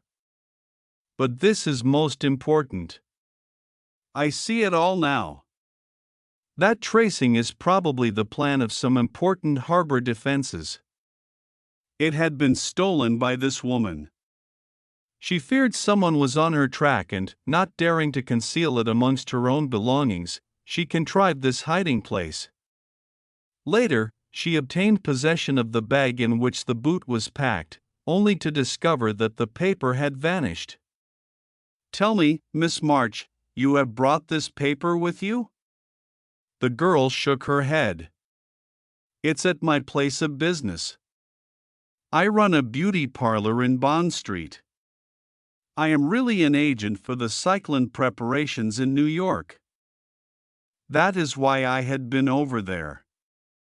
I thought the paper might be important, so I locked it up in the safe before coming out. Ought not Scotland Yard to know about it? Yes, indeed. Then shall we go there now, get it out, and take it straight to Scotland Yard? I am very busy this afternoon, said Tommy, adopting his professional manner and consulting his watch. The Bishop of London wants me to take up a case for him, a very curious problem concerning some vestments and 2 curates. Then in that case, said Miss March, rising, I will go alone. Tommy raised a hand in protest. As I was about to say, he said, the bishop must wait. I will leave a few words with Albert. I am convinced, Miss March, that until that paper has been safely deposited with Scotland Yard, you are in active danger. Do you think so? Said the girl doubtfully. I don't think, I'm sure. Excuse me. He scribbled some words on the pad in front of him, then tore off the leaf and folded it. Taking his hat and stick, he intimated to the girl that he was ready to accompany her. In the outer office, he handed the folded paper to Albert with an air of importance.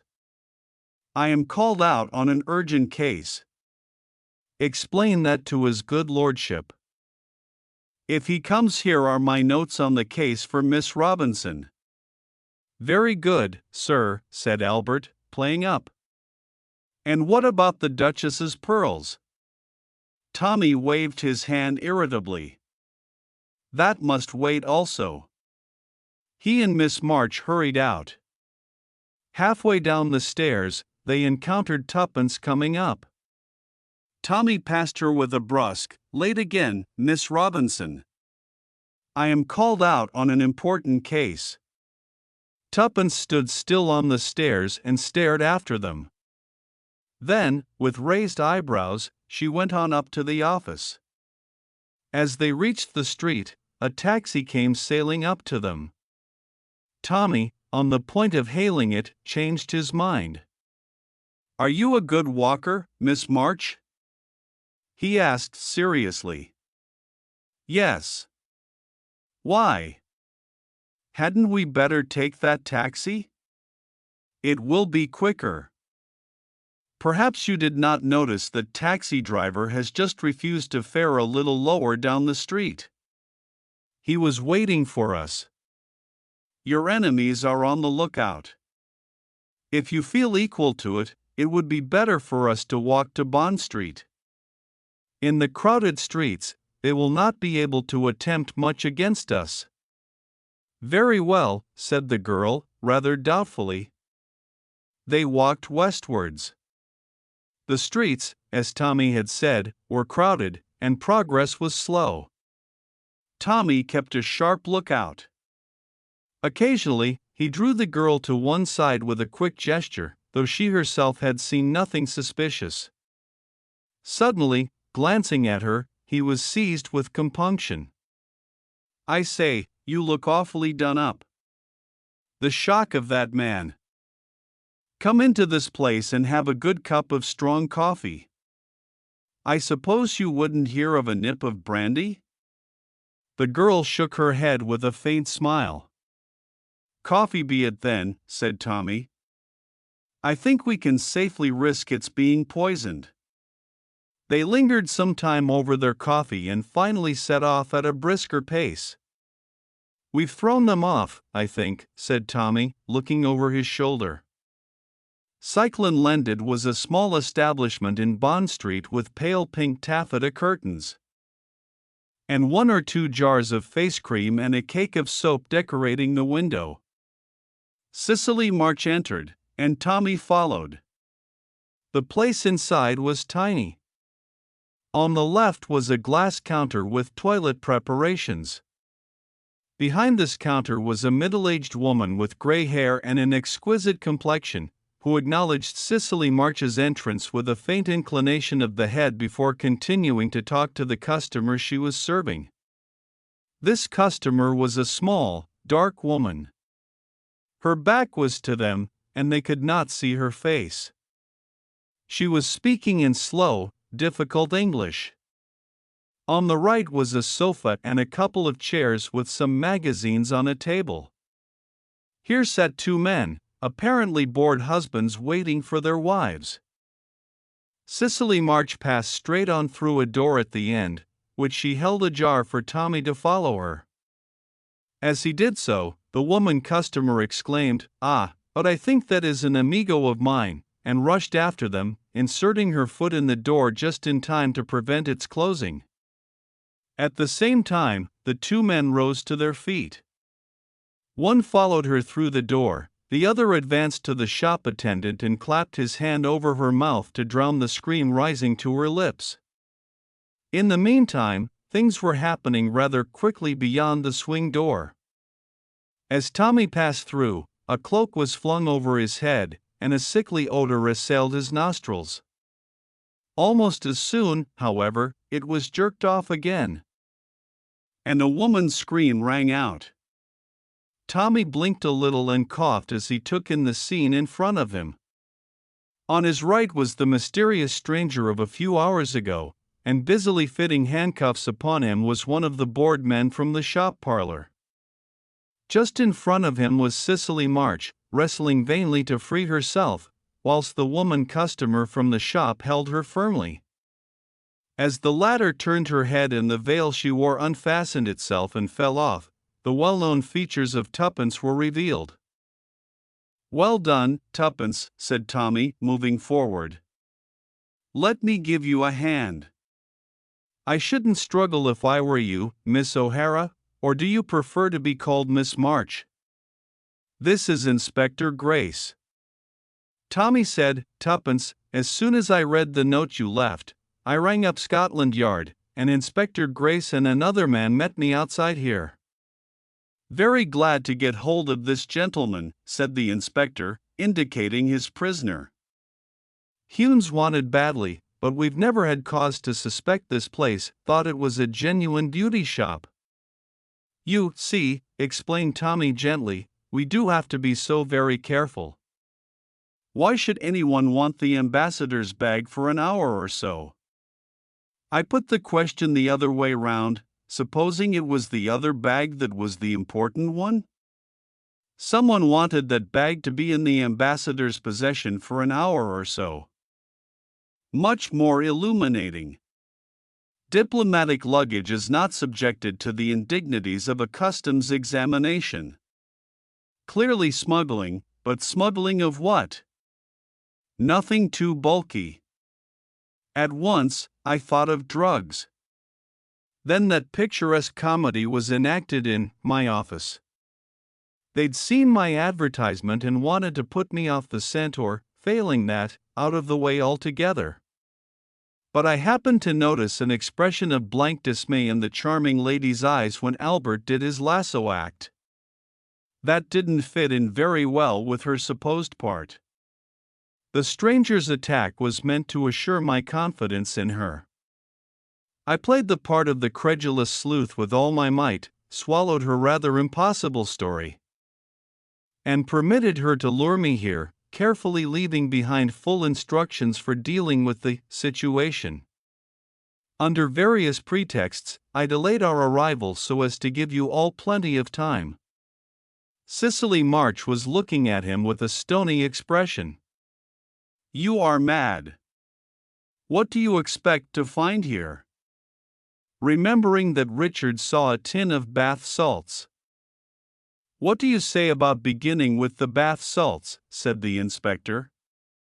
"A very sound idea, sir." He picked up one of the dainty pink tins and emptied it on the table. The girl laughed. "Genuine crystals, eh?" said Tommy. "Nothing more deadly than carbonate of soda. Try the safe," suggested Tuppence. There was a small safe in the corner, the key was in the lock. Tommy swung it open and gave a shout of satisfaction. The back of the safe opened out into a big recess in the wall, and that recess was stacked with the same elegant tins of bath salts, rows and rows of them. He took one out and pried up the lid. The top showed the same pink crystals, but underneath was a fine white powder. The inspector uttered an exclamation. "You've got it, sir. 10-to-1 that tin's full of pure cocaine." We knew there was a distributing area somewhere around here, handy to the West End, but we haven't been able to get a clue to it. "This is a fine coup of yours, sir, rather a triumph for Blunt's brilliant detectives," said Tommy to Tuppence as they emerged into the street together. "It's a great thing to be a married man. Your persistent schooling has at last taught me to recognize peroxide when I see it. Golden hair has got to be the genuine article to take me in. We will concoct a businesslike letter to the ambassador informing him that the matter has been dealt with satisfactorily. And now, my dear fellow, what about tea and lots of hot buttered muffins?"